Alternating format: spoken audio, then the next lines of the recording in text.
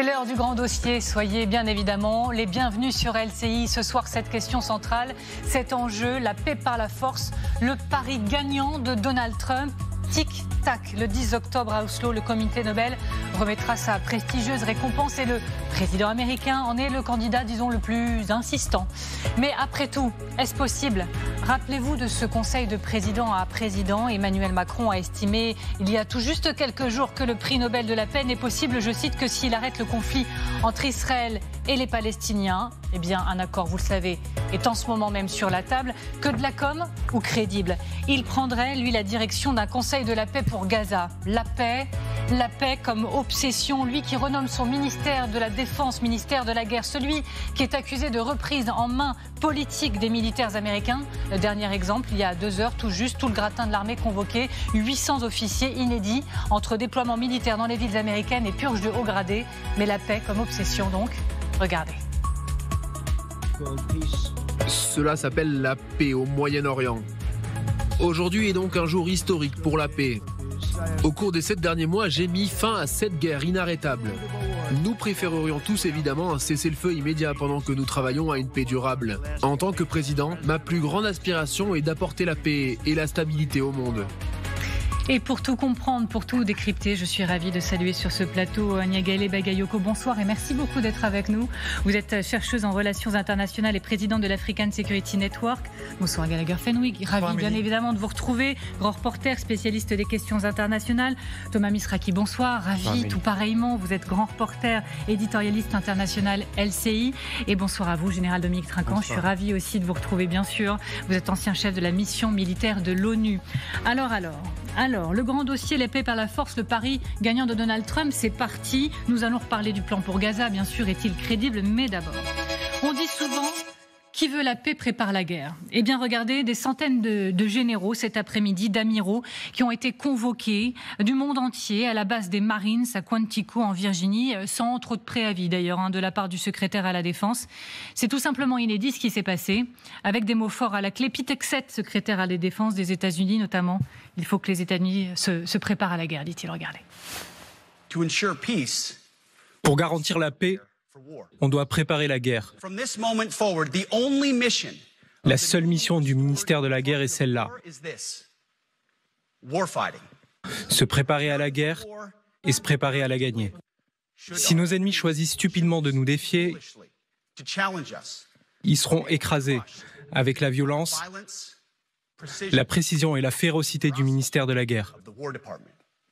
On ne va pas être politiquement correct quand il en va de défendre la liberté des États-Unis. Nous voulons être une machine de guerre, une machine qui gagne,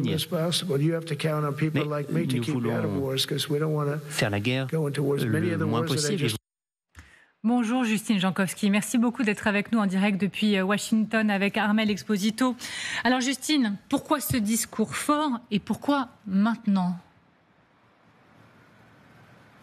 C'est la question qu'on se pose ici aussi aux États-Unis, puisque ce rassemblement il a tellement été prévu à la dernière minute que certains hauts gradés qui, vous savez, sont basés à l'étranger ont dû s'organiser en catastrophe pour être présents aujourd'hui sur cette base de Quantico. Alors, on a assisté à un espèce de pep talk, vous savez, un discours de motivation dont seuls les Américains ont le secret. Donald Trump a promis de réveiller l'esprit guerrier. Selon lui, les États-Unis font face à 2 types de menaces, 2 types d'ennemis. Une menace d'abord de l'intérieur. Il s'est d'ailleurs vanté d'avoir mis fin à la criminalité rampante dans les grandes villes comme ici à Washington, à Los Angeles, en envoyant les troupes.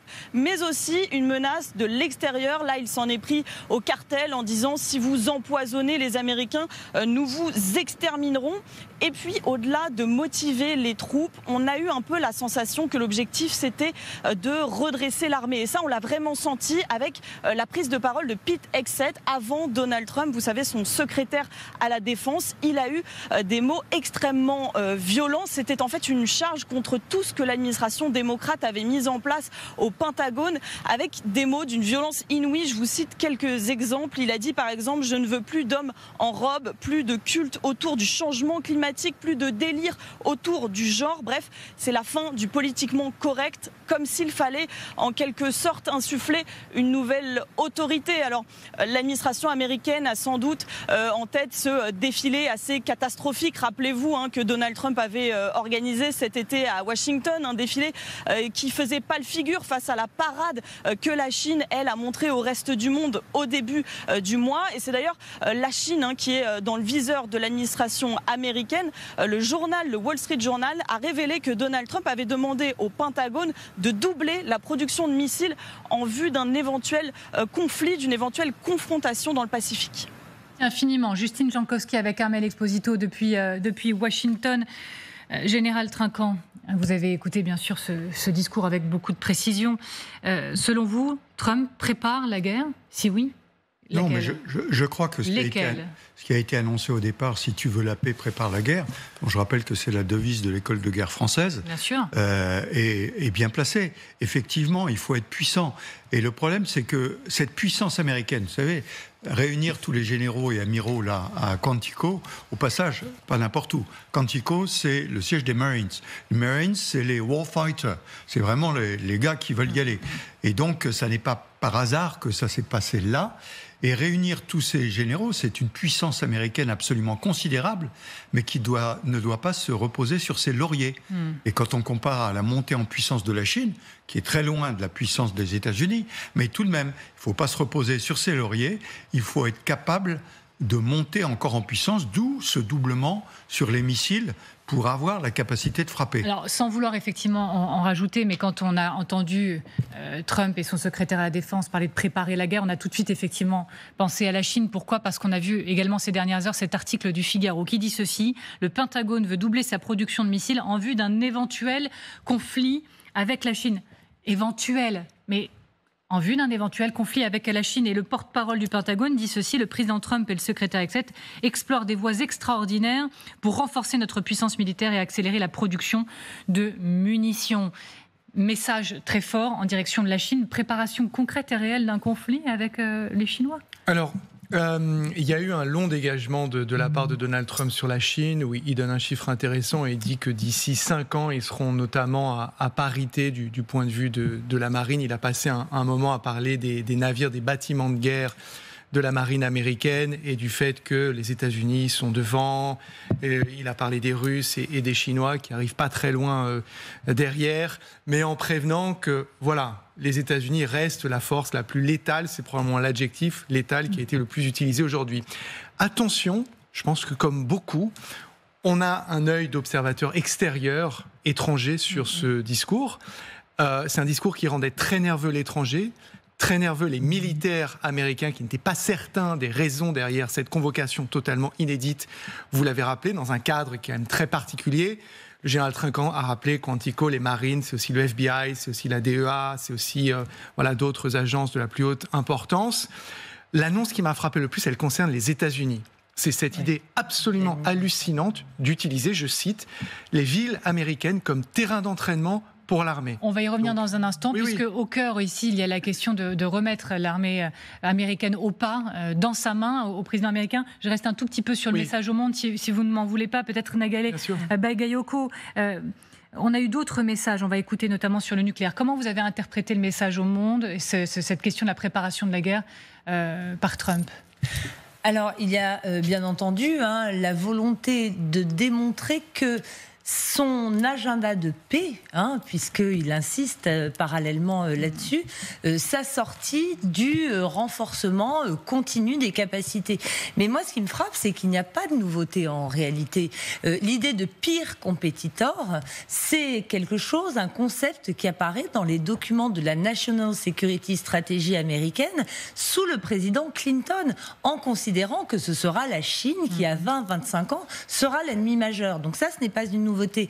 Mais par rapport aux militaires eux-mêmes, il y a 2 éléments. À une époque, on parlait notamment de ces fameux commandements américains. Vous savez, le commandement central, le CENTCOM, celui de l'Asie-Pacifique, le PACOM, etc., le EUCOM pour Europe, comme des proconsuls de la politique étrangère américaine. Donc ils avaient acquis une très forte autonomie dans la prise de décision. Puis il y a une chaîne civile de décision au sein du Pentagone, mais il y a aussi la chaîne de décision militaire.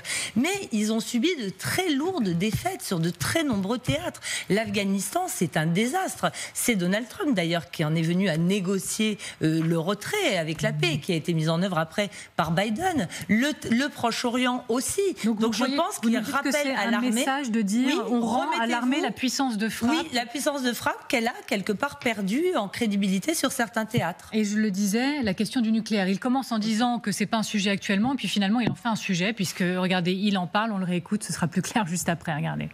C'est vrai. Pour ce qui est du nucléaire, on peut avoir seulement un 20e de ce qu'on a aujourd'hui et faire autant de dommages. C'est épouvantable. Pour vous dire en toute franchise, si jamais on en arrivait là, nous, on a plus d'armes nucléaires que quiconque, les meilleures, les plus neuves. On est plus fort, quoi. Sur le nucléaire, le message est passé, il fallait en dire un mot du nucléaire. Et à qui il associe cette partie sur le nucléaire? À Vladimir Poutine. Quasiment quelques secondes après qu'il ait commencé à en parler, c'est le nom de Vladimir Poutine qui est cité devant ces 800 généraux et amiraux. Donc le message, il est clair, il s'adresse aux Russes, mais vous l'avez dit, ce qui compte pour les Américains aujourd'hui, ce n'est pas la Russie, c'est la Chine. La Russie n'est qu'un levier dans ces préparatifs d'une guerre éventuelle, pour reprendre les mots du Figaro, face à la Chine. Le budget chinois de la défense, un peu moins de 250 milliards de dollars. Le budget américain de la défense, 1000 milliards de dollars. Alors évidemment, les coûts ne sont pas les mêmes, bien sûr, mais aujourd'hui, la marine chinoise possède plus de bâtiments que la marine américaine. Ça, c'est un fait. Alors, ils sont peut-être moins modernes, moins performants, mais ça n'a pas échappé aux Américains. Général. Mais je crois qu'on est dans une compétition de gros bras, de montrer les gros muscles. Oui. Les États-Unis, depuis 1945, étaient la puissance incontestée, surtout depuis 1990, après la chute de l'Union soviétique. La Chine se réveille. On se souvient, quand la Chine s'éveillera, eh bien la Chine s'éveille. Et militairement, elle monte en puissance considérablement. On dit que sa flotte, la marine, ils sont capables en 4 ans de construire l'équivalent de la flotte française. Donc il y a une puissance extraordinaire qui se déploie. Et donc c'est vraiment... les États-Unis veulent rester la première puissance. Les Chinois rappellent... Nous avons 25 siècles d'existence, nous avons eu un siècle des humiliations, nous allons rattraper ça et redevenir une puissance. Et entre les deux, il y a la friction de Taïwan, qui pour moi reste une friction, qui n'est pas le sujet le plus important. Le plus important, c'est qui a les plus gros bras et qui peut diriger le monde d'une certaine façon, et les armes sont extrêmement importants là-dedans. Il y a le commerce, bien sûr, mais il y a aussi les armes. Alors, vous le disiez, Gallagher, autre point central, la question de savoir si, in fine, Donald Trump cherche surtout à remettre au pas l'armée américaine. Ça vient à l'issue, vous allez comprendre, d'une longue série, justement, de signaux forts en direction de l'armée américaine. Mais d'abord, regardez ce qu'il a dit, juste au moment de prendre son hélicoptère pour aller à Quantico. Regardez. Nous avons d'excellents généraux, des amiraux, des hauts gradés extrêmement formidables. Ce sont des gens exceptionnels, ce sont nos combattants. Et s'ils ne travaillent pas pour nous, eh bien nous les mettons à la porte. Ils sont formidables. Premier acte, deuxième acte, s'ils ne sont pas avec nous, ils sont contre nous, on les met dehors. Et c'est comme ça qu'il introduit son discours, parce que vous savez, c'est quand même un exercice qui est relativement compliqué pour les militaires, qui par définition sont apolitiques. Et il n'est pas censé traiter l'armée américaine comme ça, circo. Et donc il leur a dit, écoutez, je ne vous demande pas d'applaudir, je ne vous demande pas de sourire. Il a évidemment fait des blagues parce que c'est un showman et les gens n'ont pas pu s'empêcher de rire. Et il a dit, si mon discours ne vous plaît pas, vous pouvez vous lever et quitter la salle.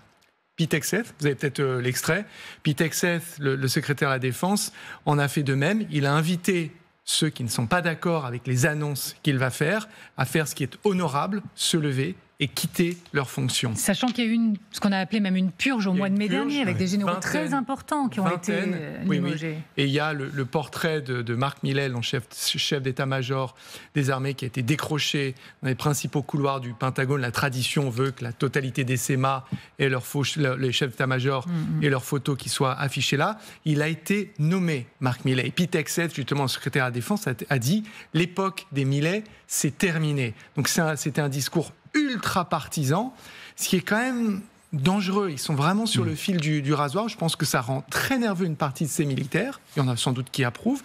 Ça rend très nerveux une partie des Américains qui se sont sans doute sentis très concernés, voire menacés par les propos à la fois du secrétaire à la Défense et du président américain. En termes de projection de puissance, franchement, c'était un Teams glorifié. C'est-à-dire que ça pouvait très bien se dire et se tenir à distance. Ça a coûté des millions de faire venir ces centaines de personnes et leurs aides de camp sur place. Tout à l'heure, le général Trinquant, c'est intéressant, parlait de gros bras. C'est littéralement, au sens premier et propre du terme, ce dont Pete Hegseth a parlé. On parlera peut-être du côté politique intérieur, c'est-à-dire il veut la réintroduction de standards masculins. Donc il y a un côté masculiniste, viriliste, machiste. Il a parlé du nombre de pompes, de tractions que chacun, y compris les femmes, doivent pouvoir faire. Il dit c'est terminé le wokisme, l'inclusion, la diversité. On veut que du mérite, on veut que les meilleurs. Je pense que c'est une armée qui a... Donald Trump dit le contraire, probablement du mal à recruter dans certaines parties de la population et qui va en avoir davantage dans ces parties de la population. Je viens vers vous, Général, mais il faut se rappeler qu'à Fort Bragg, sauf erreur de ma part, c'était en juin dernier, il avait tenu un discours devant les militaires, il avait fait huer son prédécesseur Joe Biden. Regardez cette archive, on en reparle juste après, regardez. You think this crowd would have showed up for Biden? I don't think so. I don't think so. I don't think so. Maybe I'm wrong. Maybe I'm wrong.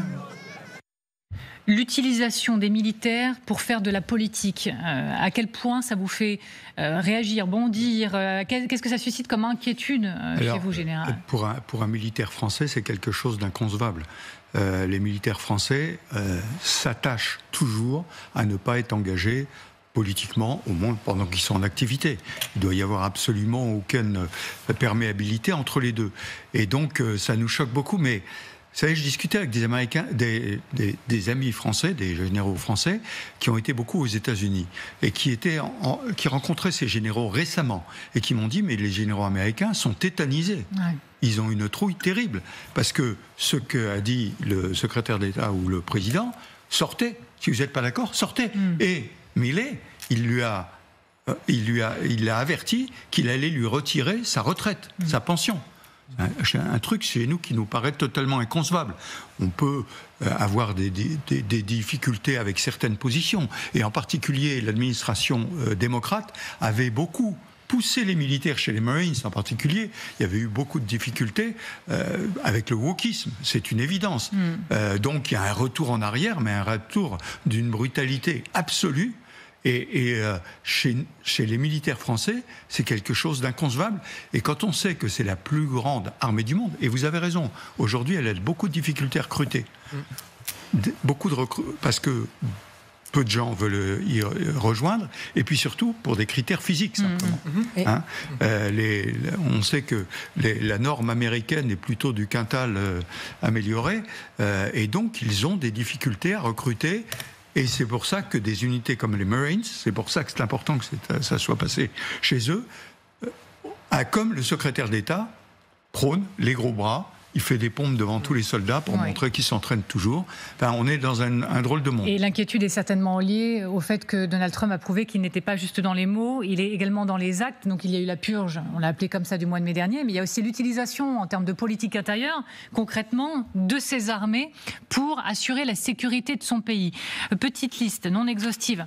La garde nationale continue de patrouiller dans le district de Columbia. Un déploiement continue de patrouiller dans le district du côté de Memphis. C'est prévu à Memphis, dans le Tennessee. Samedi, Trump a déclaré qu'il enverrait également des troupes à Portland, Oregon. Donald Trump a déjà envoyé la garde nationale et des Marines au service actif à Los Angeles. Cette utilisation de l'armée, cette mainmise, c'est une mainmise de Trump sur l'armée américaine désormais, et pourquoi ? Ça commence à y ressembler d'abord. Vous avez parlé des États-Unis, mais cette armée elle est aussi utilisée pour aller frapper des bateaux suspectés de transporter de la drogue dans les Caraïbes, donc en dehors des frontières. Je vous rappelle que le Venezuela s'inquiète actuellement d'une possible opération militaire sur son sol. Ce n'est pas rien non plus. Et pour en revenir à ce que vous disiez, oui, il y a un certain malaise qui est en train de se créer dans la population américaine sur l'utilisation qui est faite par cette administration de l'armée, mais c'est une armée qui est, et c'est historique, majoritairement toujours du côté droit.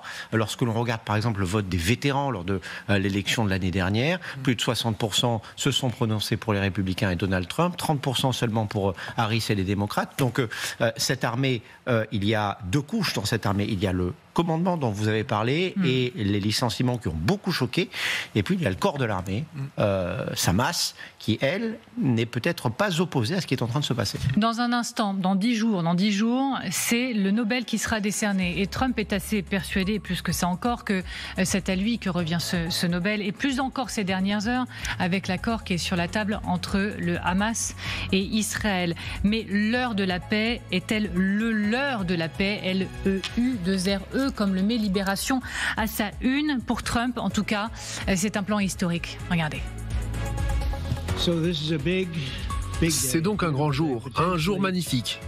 Potentiellement l'un des plus grands jours de l'histoire de la civilisation. Tout l'accord, tout ce qui doit être résolu, cela s'appelle la paix au Moyen-Orient. Aujourd'hui est donc un jour historique pour la paix. Oui, mais dans les faits, Donald Trump serait-il effectivement en passe d'améliorer son palmarès de faiseur de paix? On en parle également avec vous, Raphaël Jérusalemi. Merci beaucoup d'être en direct avec nous. Vous êtes ancien officier du renseignement militaire israélien. On se dit à tout de suite.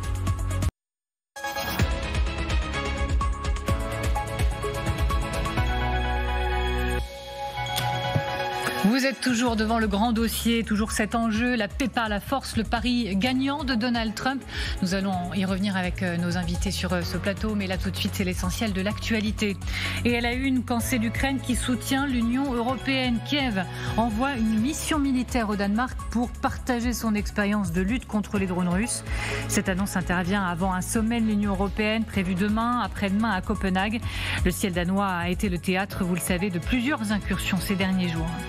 Autour de 10% de grévistes sont attendus dans les écoles jeudi selon la FSUS-NUIPP. Une nouvelle journée de grève et de manifestation se tient à l'appel de l'intersyndicale.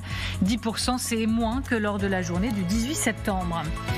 Les obsèques de Claudia Cardinal ont été célébrées cet après-midi à l'église Saint-Roch à Paris. La légende du cinéma, décédée à 87 ans, a tourné, vous le savez, avec les plus grands réalisateurs, dont Visconti, Fellini, Richard Brooks ou encore Sergio Leone. Voilà pour ces images. Et voilà pour l'essentiel de l'actualité à 17h17. Et nous reprenons le fil de ce grand dossier. Et toujours donc pour vous répondre à nos interrogations, Niagalé Bagayoko, merci encore une fois d'être avec nous. Toujours Gallagher Fenwick, toujours Thomas Misraki, le général Trinquant, merci encore une fois. Et nous sommes en direct, je le rappelle, avec Raphaël Jérusalemi. Bonsoir et merci beaucoup d'être avec nous encore une fois. Ancien officier du renseignement militaire israélien. Donald Trump, il décroche un soutien sous condition de Netanyahou à son grand plan pour Gaza. On attend la réponse du Hamas. Trump donne 3-4 jours au Hamas pour répondre. Et surtout, encore une fois, Donald Trump, il se place au centre du dispositif. Il prendrait même la direction d'un conseil de la paix. Écoutez Donald Trump sur le sujet. Pour garantir le succès de cet effort, mon plan prévoit la création d'un nouvel organisme international de supervision, le Conseil de la paix. Nous l'appelons le Conseil de la paix. Un nom assez beau. Le Conseil de la paix qui sera dirigé, pas à ma demande, croyez-moi, je suis très occupé. Mais nous devons nous assurer que cela fonctionne. Les dirigeants du monde arabe, d'Israël et toutes les parties impliquées m'ont demandé de faire cela. Il sera donc dirigé par un homme connu sous le nom de Donald Trump, président des États-Unis. Presque comme l'impression que Trump dirigerait Gaza. On pose tous les éléments sur la table avec à la clé cette question majeure. Le plan américain est-il crédible? Allez, on avance ensemble, Thomas Misraki. Thomas, parlons d'abord pour Gaza et pour ce plan de sa gouvernance. Peut-on dire que, pour faire un peu simple, Donald Trump va présider Gaza? Alors, c'est presque cela. En fait, il y aura un gouvernement transitoire, temporaire, qui sera assuré par un comité palestinien technocratique et apolitique. J'ai pris mes notes parce que chaque mot compte, évidemment, dans ce qui a été annoncé hier soir. Ce gouvernement, il sera chargé, en fait, de faire fonctionner les services municipaux, les services civils, les services publics. Il sera composé, nous dit-on, de Palestiniens qualifiés et d'experts internationaux. Pas plus de précision. Et il sera donc sous supervision de ce que vous avez entendu, Donald Trump. Donc, ce Conseil de la paix, c'est un nouvel organe, Conseil de la paix, avec des membres qui sont des chefs d'État. Ils seront annoncés ultérieurement. On sait déjà que Tony Blair, l'ancien Premier ministre britannique, y participera. Eh bien, cet organisme, il sera chargé de la reconstruction de Gaza jusqu'à ce que l'autorité palestinienne ait achevé son programme de réforme et soit capable de gouverner Gaza de manière, attention au mot, sûre et efficace. Donc ça laisse une marge d'interprétation, évidemment. Alors justement, le sûr et efficace, comment sera maintenue concrètement la paix sur le terrain, concrètement parlant? Alors très concrètement, tout ça va être organisé en deux phases. La première phase, ça va être d'abord un retrait de l'armée israélienne. L'armée israélienne, aujourd'hui, elle contrôle 82% du territoire de Gaza. Si le Hamas venait à accepter l'accord présenté hier soir, eh bien, les otages israéliens pourraient être retournés à Israël d'ici la fin de la semaine, d'ici jeudi. Dans ce cas-là, l'armée israélienne se retirait jusqu'à quelques kilomètres pour laisser un peu d'air aux Palestiniens. Dans un deuxième temps, eh bien, Israël se retirera encore un peu plus quand une force internationale de stabilisation sera envoyée pour gérer ces zones libérées. Cette force, on n'en sait pas grand-chose aujourd'hui. Certains pays ont fait acte de candidature, la France, l'Indonésie, mais on n'en sait pas beaucoup plus. On ne sait pas comment elle sera financée, organisée, par qui elle sera dirigée, etc. etc. Et enfin, Israël devra procéder à un troisième retrait dans un délai indéterminé, mais gardera le contrôle de toutes les frontières de l'enclave, y compris celle entre Gaza et l'Égypte au sud. Merci beaucoup Thomas Misraki. Général, le plan américain, dirigé par Donald Trump, il vous semble crédible aujourd'hui ? Écoutez, très difficile. Moi, j'ai eu l'impression de voir hier un numéro de Prestidigitateur dans lequel, à la sortie, M. Netanyahou s'amusait beaucoup. Il a sorti la brosse à reluire pour M. Trump. Au passage, M. Blair qui réapparaît, on revient au mandat britannique d'avant 1947. Hein. Donc c'est un peu étrange. Vous savez que dans ce plan, il y a 20 points, dont un 19e, le 19e, qui parle de la Palestine. Or, aujourd'hui même, M. Netanyahou a dit « Mais moi, la Palestine, j'en ai jamais parlé ». Donc, je crois qu'on commence à assister à une marche arrière. Pareil, je me retirerai, mais je n'ai pas dit quand. Je me retirerai quand j'estimerai qu'il sera nécessaire de le faire. Pas un mot sur la Cisjordanie, alors qu'on pensait que ça serait un plan un peu global. Non, on se concentre sur Gaza. Dans 72 heures, libération des otages, avec des chiffres de libération des Palestiniens qui n'ont rien à voir avec ce qui se faisait précédemment. Là, on parle de 125, 130. Avant, c'était quelques milliers. Donc, voilà, j'ai beaucoup de doutes sur l'application effective de ce plan. Et je pense qu'une fois de plus, M. Trump s'est fait rouler dans la farine, cette fois-ci par M. Netanyahou. Vous en pensez quoi, Raphaël Jérusalemi? S'est fait rouler dans la farine, Donald Trump? Je pense que l'accord, qu'il soit bon ou mauvais, est l'accord de la dernière chance. Après ça, c'est feu vert même de Washington pour que Tsahal lance une offensive d'une intensité, d'une violence qui sera regrettable, autant pour les Palestiniens que pour les Israéliens.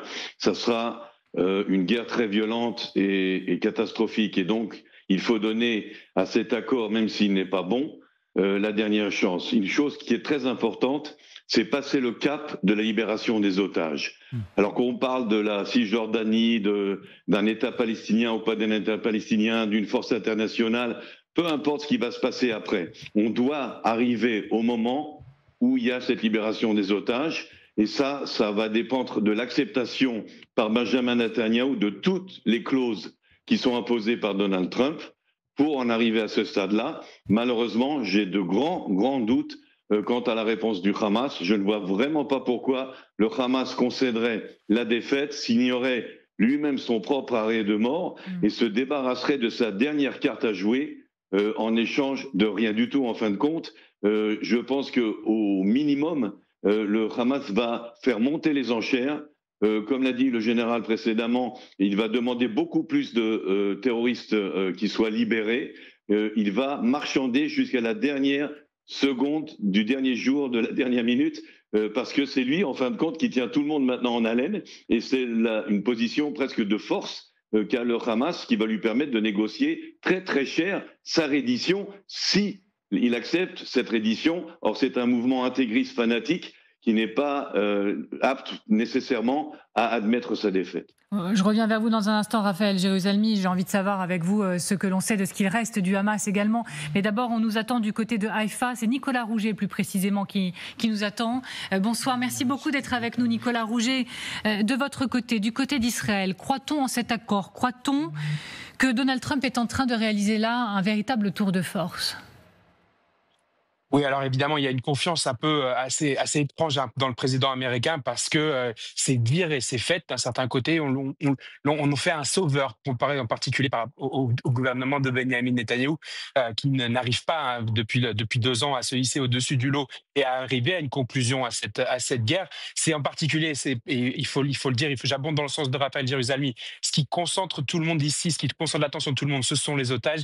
Il faut que les otages israéliens puissent revenir pour qu'on puisse passer à quelque chose d'autre, pour qu'on puisse examiner les raisons du 7 octobre, pour qu'on puisse commencer à parler d'un futur politique pour Israël.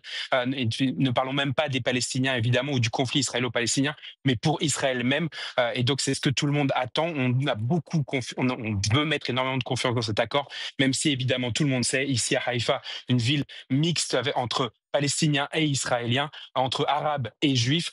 Évidemment, on sait aussi que cela n'est pas aussi simple, qu'il faut une solution à long terme, une solution politique au conflit, et cet accord-là ne l'apporte pas encore, ou en tout cas en des termes trop flous pour que ça soit concret sur le terrain. Merci beaucoup Nicolas Rouget, correspondant TF1 LCI en Israël. Merci à vous. Et donc, je le disais, Raphaël Jérusalemi, homme de renseignement que vous êtes, que sait-on de ce qui reste réellement du Hamas aujourd'hui? Alors, on estime à 15 000 militants armés du Hamas. Il y a eu des recrutements de dernière minute, mais qui ont déserté. Il y a pas mal de désertions. Donc, un chiffre conservateur, c'est 15 000 militants très bien entraînés, très bien armés, bien préparés, qui ont posé des explosifs, et des pièges et des booby-traps un peu partout dans la ville de Gaza, qui ont des snipers, qui ont des sensors et des caméras pour surveiller les déplacements de Tsahal. Donc, une force de guérilla urbaine qu'il ne faut surtout pas sous-estimer. Et le Hamas peut, même s'il est en défaite, c'est-à-dire il n'y a plus de véritable armée Hamas, mais il reste quand même une force qui est suffisamment inquiétante pour les Israéliens et qui prendrait des semaines, voire des mois à neutraliser. On reste ensemble encore une fois. Maintenant, cette question avec Donald Trump qui dirigerait ce comité de la paix pour Gaza, quel avenir? Quelle vision a-t-il de Gaza? Regardons dans le rétroviseur. Quand en février dernier, Donald Trump disait ceci, vous vous souvenez du mot de Riviera? Regardez. Je ne veux pas faire de l'esprit, je ne veux pas faire le malin, mais ce pourrait être la Côte d'Azur du Moyen-Orient. Ce pourrait être vraiment magnifique.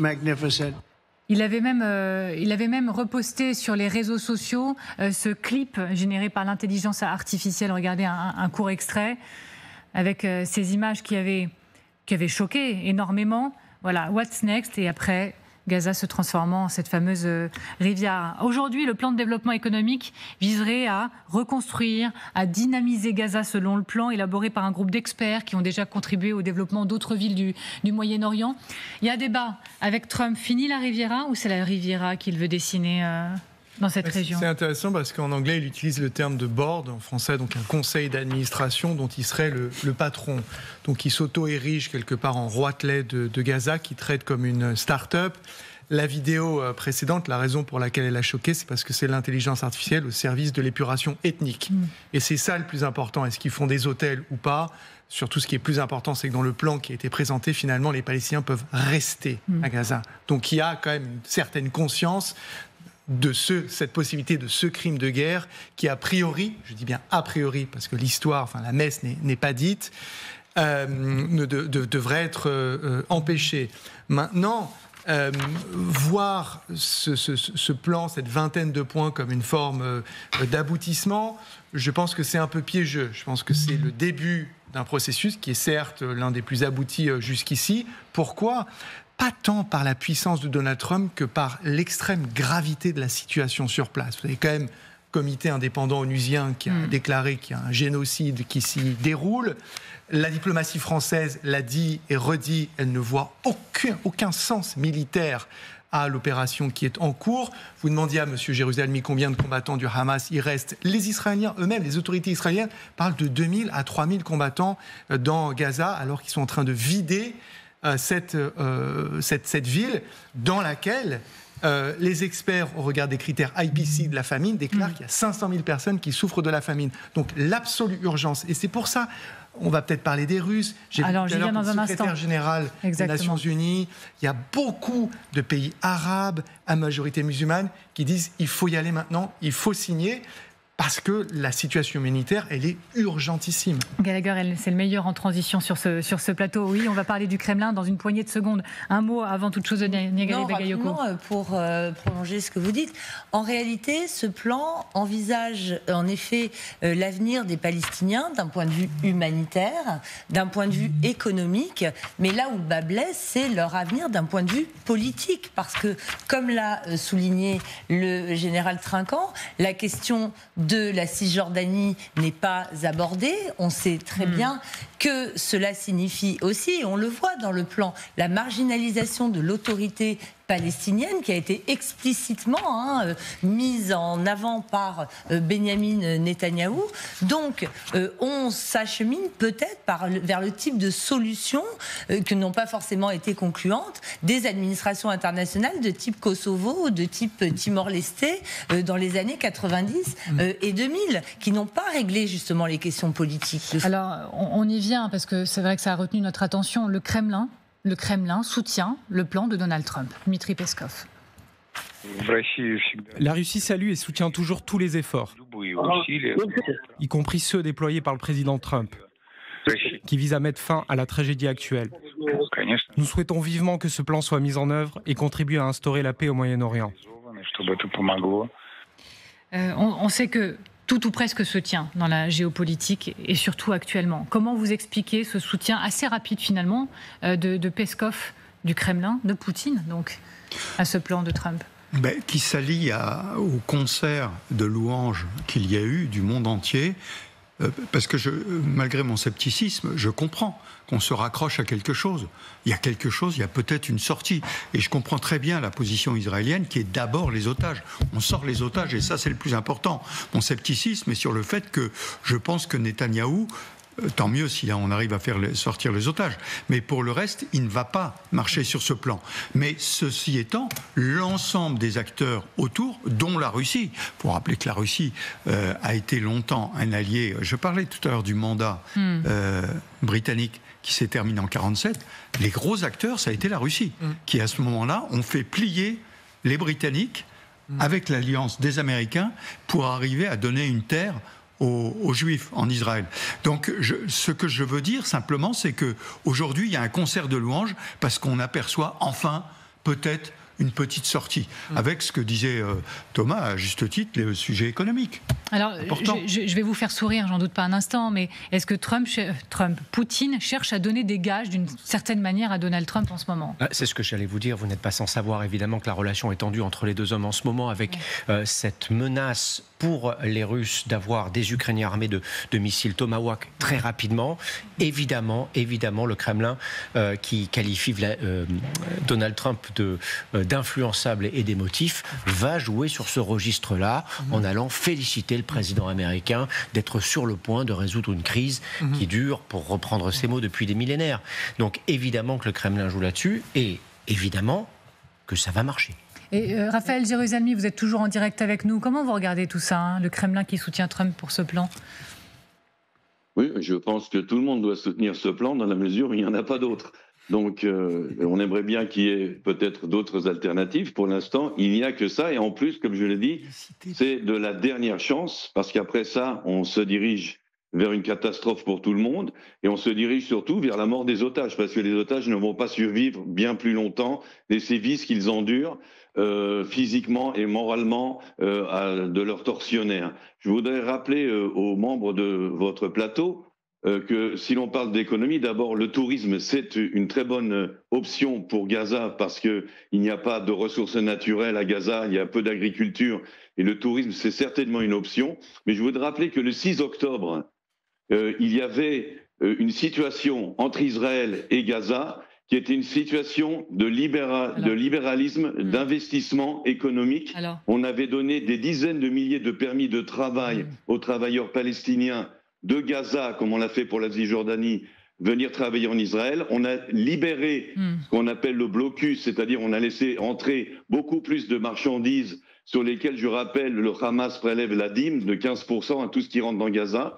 Mais il y avait une avancée là-dessus. Et c'est comme ça que le Hamas a réussi à endormir les Israéliens qui ont cru qu'en jouant la carte socio-économique, ils allaient apaiser le Hamas. Et en fin de compte, c'est exactement le contraire qui s'est passé. Ils nous ont endormis et on n'a pas vu venir. Et donc, je rappelle que si on parle du bien-être des Palestiniens, les Israéliens l'ont à cœur autant et peut-être plus que certaines personnes qui ont pris la parole sur votre plateau. Merci Raphaël Jérusalemi d'avoir été avec nous. Alors on s'accordera tous pour dire qu'il est beaucoup trop tôt pour parler de tourisme à Gaza et des suites pour le moment. On n'en est pas du tout là. On attend d'abord de voir quelle sera la réponse du Hamas et quelle est la situation pour les Palestiniens sur le terrain. Galgar Fenwick, le soutien du Kremlin, je ne vous ai pas entendu sur le sujet. Je suis assez curieuse de vous entendre. Moi je pense qu'il y a une part de suivisme par rapport à la réception de ce plan par ce qu'on appelle maladroitement le Sud global. Il ne faut pas oublier que le Kremlin a évidemment en ligne de mire le dossier ukrainien Donald Trump, mais les BRICS aussi, cette partie du monde qui a accueilli très favorablement ce plan, parce qu'elle est très touchée, et à juste titre, par ce qu'il se passe à Gaza, et qu'elle veut la fin des massacres quotidiens. Et donc, le Kremlin, qui, et le général l'a rappelé, a perdu de son influence dans cette zone, mais où elle reste très présente. Leur dernier, j'allais dire, point d'ancrage, c'était la Syrie.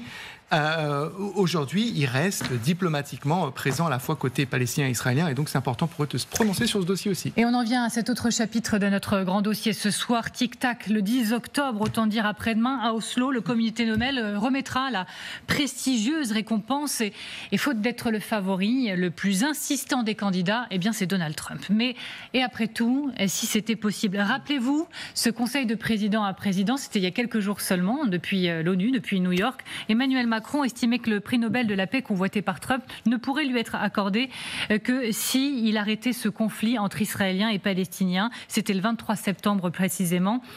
Et s'il y arrivait, Donald Trump à cet accord, mériterait-il le Nobel? Alors avant toute chose, Donald Trump, il a répété devant l'Assemblée générale de l'ONU, mais encore tout à l'heure devant les militaires américains, qu'il a sauvé des millions de personnes, des millions de vies, en mettant fin à cette guerre. Écoutez le président américain. Si ça fonctionne, 8 guerres auront été réglées en 8 mois. 8 guerres en 8 mois. Personne n'a jamais fait ça. Est-ce que j'aurai le prix Nobel de la paix ? Non, peut-être pas. Ils vont le dire à je ne sais pas quel gars qui n'a jamais rien fait. Alors que moi, j'ai réglé 8 guerres et non, eux, ils vont donner le prix Nobel à un écrivain. Ça sera une insulte à notre pays. C'est notre pays qui devrait se voir octroyer le prix Nobel. Moi, j'en sais plus sur des accords, sur des deals que quiconque. Alors, je remercie Charles Adams d'être avec nous. Bonsoir. Merci beaucoup, ancien ambassadeur des États-Unis en Finlande. Vous êtes avocat international. Je reviens vers vous dans un tout petit instant. Mais d'abord, regardons pour nos téléspectateurs bien précisément cette liste de conflits que Donald Trump dit avoir résolus. Israël, Iran, Inde, Pakistan, Rwanda, République démocratique du Congo, Thaïlande, Cambodge, Arménie, Azerbaïdjan, la Serbie, le Kosovo, l'Égypte et l'Éthiopie. Et là, c'est avec vous, Thomas Misraki, qu'on s'arrête également. On va regarder si, dans les faits, en réalité, il y a vraiment résolution de ces conflits, de ces guerres. Exemple, par exemple, je crois que vous voulez commencer avec un accord qui n'aurait pas forcément d'effet. Oui, bien sûr, et c'est l'accord que vous avez évoqué, République démocratique du Congo, au Rwanda. Alors les ministres des Affaires étrangères de ces pays se sont retrouvés à Washington, je crois que c'était le 27 juin dernier. On n'a pas beaucoup parlé parce qu'il se passait évidemment à l'époque une autre guerre dont on a beaucoup parlé, celle entre l'Iran et Israël. Ils ont signé un accord avec, pour arrêter de se battre, un merveilleux traité. Voilà, c'est le mot que je cherchais, avec un accord minier adossé à cet accord, mais en fait, faute de suivi, les combats ont repris, les populations civiles ont continué à se faire massacrer. L'ONU conclut même que dans l'est de la RDC, on a un théâtre de violence constitutif de possibles crimes de guerre. Voilà. Alors c'est pas tout, il y a aussi des accords sur lesquels l'influence américaine en tant que telle est contestée à ce jour. Oui, alors là on va partir en Asie si vous le voulez bien pour parler de la Thaïlande et du Cambodge parce que c'est sous l'égide de l'Association des Nations d'Asie du Sud-Est et à l'initiative de la Malaisie que ce conflit a pris fin. Alors c'est vrai que Donald Trump a pris son téléphone, il a parlé aux deux parties, mais ce n'est pas lui qui a réussi à faire signer ce traité de paix entre les deux pays. Le 7 août dernier, c'est bien, les associations et les pays locaux. Même chose entre l'Inde et le Pakistan. Même chose aussi si l'on prend son premier mandat, cette escalade militaire entre l'Éthiopie et l'Égypte au sujet d'un barrage sur le Nil. Là, il avait pris le parti de l'Égypte et l'Éthiopie avait eu ces mots. Elle avait accusé Donald Trump d'incitation à la guerre. Et oui, vous vouliez vous arrêter sur le cas de l'Iran. C'est vrai que c'est particulier. Oui, parce que là, alors évidemment, il dit qu'il a arrêté cette guerre, mais ce qu'il a fait, c'est que le 22 juin, il a envoyé ses bombardiers B-2 frapper des sites nucléaires iraniens. Il a envoyé ses missiles aussi sur ces mêmes sites nucléaires. Donc, effectivement, ça a provoqué l'arrêt des hostilités entre les deux pays, mais on ne peut pas véritablement parler sérieusement de paix entre Israël et l'Iran aujourd'hui. Alors il y a un conflit qu'il ne met pas, et de fait dans sa liste, le président américain, mais c'est l'éléphant au milieu de cette pièce, c'est la Russie et l'Ukraine. Est-ce que vous avez une petite calculette ? 24 heures, c'est le temps qu'il lui faudrait à Donald Trump pour résoudre ce conflit, c'est ce qu'il disait pendant la campagne, puis on est passé à 48 heures, puis à 3 mois, puis à 6 mois, puis il y a eu 50 jours, réduit à une dizaine de jours. Il y a eu des menaces de sanctions, il y a eu cette rencontre en Alaska entre les deux présidents, et vous savez ce qui s'est passé ? Rien. Merci beaucoup. Et il en a été question dans les propos de Donald Trump de ce conflit guerre-Ukraine. Et il dit quoi ? Que si les deux hommes, Zelensky et Poutine, ne veulent pas se retrouver, ce sera la paix par la force. Regardez. Il faudra régler la guerre avec Poutine et avec Zelensky. Il faudra qu'on les réunisse tous les deux et qu'on règle les choses. Mais la seule manière de le faire, c'est par la force. Si on avait été faible, ils n'auraient même pas pris mes appels téléphoniques. Mais nous, on a montré notre force. Alors Charles Adams, je viens vers vous. Encore une fois, Emmanuel Macron, il a dit que le prix Nobel de paix pourrait lui être accordé s'il arrêtait le conflit entre Israël et Palestiniens. Et s'il y arrivait, on lui remet le prix Nobel, oui ou non, Charles Adams ? Ça, il faut demander au comité en charge de l'octroi du prix Nobel. Personnellement, je considère comme une profonde absurdité la notion que lui puisse le revendiquer. L'autre jour, il s'était targué d'avoir réussi à rétablir la paix entre l'Azerbaïdjan et l'Albanie, figurez-vous. C'était un lapsus linguae. Enfin, ça montre quand même la notion assez fluide que peut avoir le président Trump quant à l'effet que peut avoir ces différentes interventions. Pour moi, rien n'a été réglé nulle part. Au contraire, l'actuel régime gouvernemental américain a facilité, a encouragé la guerre, notamment celle qui bat son plein à Gaza, et effectivement n'a réussi en rien, ni en un jour, ni en une année, ni jusqu'à présent, à avoir la moindre influence sur la cessation éventuelle de la guerre entre l'Ukraine et la Russie. Charles Adams, donc, pardonnez-moi, on doit se retrouver dans un tout petit instant. Je dois marquer une pause, c'est comme ça, sinon je vais me faire disputer pour être concrète. Mais dans un instant, on en reparle ensemble. On se demande s'il y a quand même un pari gagnant pour Trump en ce moment qui est en train de se jouer avec sa paix par la force, disent certains. Et nous serons en direct à nouveau de Washington. À tout de suite tout le monde.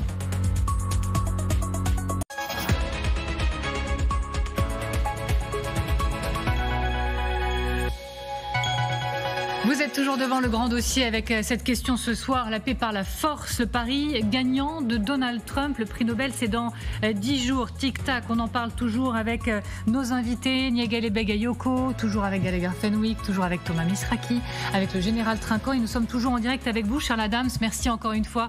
Vous êtes ancien ambassadeur des États-Unis en Finlande et vous êtes avocat international. Avant de vous entendre, je prends la direction de Washington pour retrouver Justine Jankowski avec Armel Exposito. Merci encore une fois d'être avec nous toutes les deux. Ça tourne à l'obsession, ce prix Nobel de la paix, le mot paix. On y croit à la Maison-Blanche, sérieusement?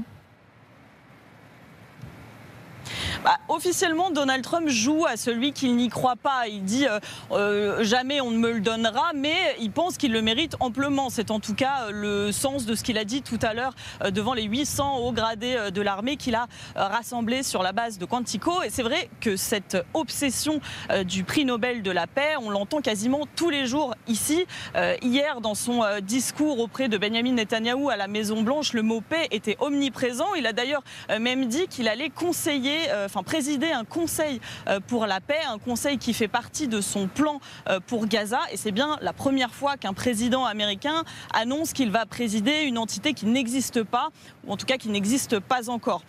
Tout à l'heure aussi, pendant son discours, il a redit encore une fois qu'il avait mis fin à 7 conflits depuis le début de son mandat, dont des conflits qui n'existent pas. Mais on voit là en fait la stratégie de Donald Trump, inventer ou exagérer des conflits, dire qu'il les a résolus et puis ensuite réclamer sa récompense, donc ce fameux prix Nobel de la paix, un prix qui l'obsède depuis un moment en fait, depuis que Barack Obama l'a obtenu en 2009, après seulement 7 mois au pouvoir. Ça, Donald Trump ne l'a pas digéré. D'ailleurs, rappelez-vous, dans un de ses discours l'année dernière, il avait dit si je m'appelais Barack Obama, on m'aurait donné ce prix Nobel en 10 secondes. Donc voilà, on sent qu'il y a cette rivalité, cette jalousie, et c'est pour ça qu'il le veut absolument. Un point notamment à souligner, c'est que les Américains ont on ne peut pas vraiment dire qu'ils le soutiennent dans sa démarche. Il y a eu un récent sondage qui dit que 3 Américains sur 4 pensent qu'ils ne le méritent pas. Merci beaucoup, Justine Jankowski avec Armel Exposito depuis Washington. On a ressorti effectivement les archives de Obama qui recevait le prix Nobel de la paix. D'ailleurs, même lui avait été un peu décrié à l'époque parce que les États-Unis menaient quelques conflits. Il y avait l'Afghanistan encore à l'époque, ça avait été largement souligné. Mais Charles Adams, ancien ambassadeur des États-Unis en Finlande, avocat international, il y a plusieurs présidents qui ont présenté le nom de Donald Trump. Le Premier ministre d'Israël, il y a le Pakistan, il y a le Cambodge. Oui, qui cherche évidemment à charmer le président Trump, à lui faire plaisir, à le flatter.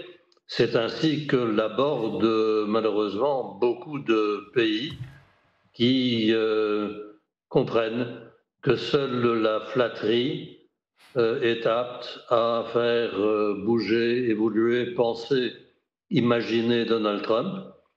Et s'y adonne. Personnellement, je trouve ça à la limite dangereux pour les pays en question, puisque finalement, ils n'auront rien du tout qui résultera de cette démarche-là, à part leur propre humiliation. Donc, moi, je me range du côté des 3/4 de mes concitoyens qui considèrent que cette notion du prix Nobel pour Donald Trump relève du farfelu. Merci Charles Adams. Dominique Trinquant, général Trinquant, pardonnez-moi. Mais quand vous voyez un Donald Trump qui nomme son ministère de la Défense ministère de la guerre, en tant que militaire, vous vous dites que ça vaut un prix Nobel de la paix ? Oui, enfin, c'est surtout à ses actes, et comme vous l'avez très bien démontré avec Thomas Misrati tout à l'heure, il a beau rappeler qu'il a fait 7 paix, on ne les voit pas tellement. Et donc, on va voir dans quelques jours comment comment s'appelle, le conseil qui donne en Norvège, qui donne ce prix-là, vont pouvoir le donner. Ça ne peut être que sur des actes.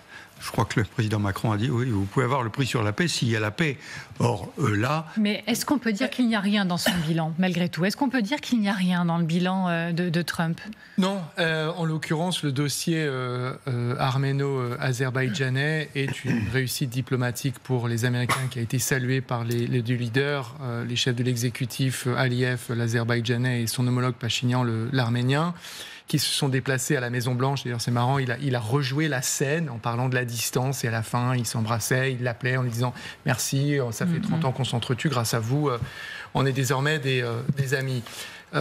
Trêve d'anecdotes, j'allais dire. La question que je me pose, c'est quand Donald Trump n'aura pas le prix Nobel de la paix, comment va-t-il réagir? Et est-ce qu'on souhaite un monde où les États-Unis se désengage totalement de ces différents dossiers, où il monte effectivement des châteaux de cartes. Au passage, sur le dossier indo-pakistanais, quand on se pose la question de savoir pourquoi est-ce qu'il en veut à ce point à Narendra Modi, c'est parce qu'en l'occurrence, le Premier ministre indien a refusé de jouer ce jeu-là, auquel le Pakistanais s'est adonné. Mais Narendra Modi, puissance majeure, a dit « Écoutez, pas besoin de vous et je ne veux pas être mis sur un pied d'égalité avec les petits Pakistanais ». Et Donald Trump lui en veut beaucoup. Charles Adams se charge très bien de critiquer Donald Trump. Je vais apporter une toute petite nuance en disant, vous savez, si Donald Trump parvient à être un authentique et un réel bâtisseur de paix, je serai le premier à le saluer. S'il permet effectivement au Kivu, à l'est du Congo, à Gaza, à l'Éthiopie, à l'Inde, au Pakistan, à toutes ces zones dont Thomas parlait très bien au tableau, de trouver des paix durables, il faut le soutenir, il faut s'en réjouir. Malheureusement, c'est vrai que sur beaucoup de ces dossiers, ça paraît assez fragile. Nyegali Bagayoko.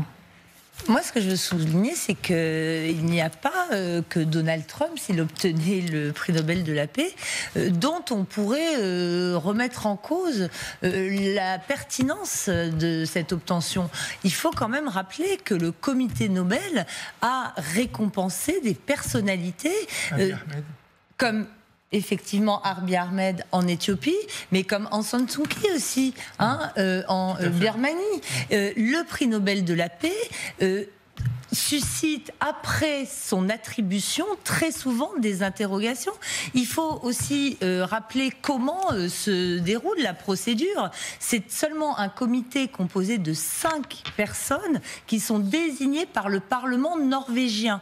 Et ensuite, des milliers de candidatures leur sont adressées. Et donc, il y a une très grande subjectivité.